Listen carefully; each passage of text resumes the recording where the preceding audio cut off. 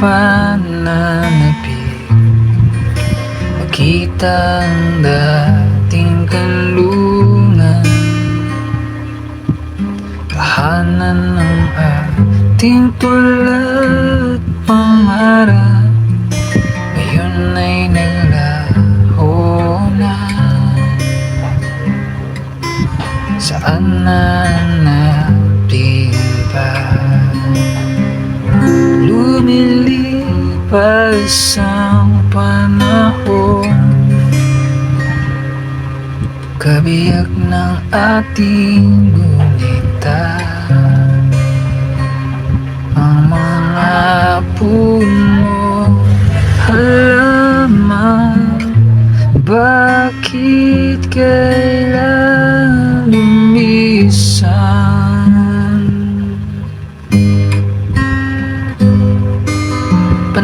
Panahon ng pagkakataon,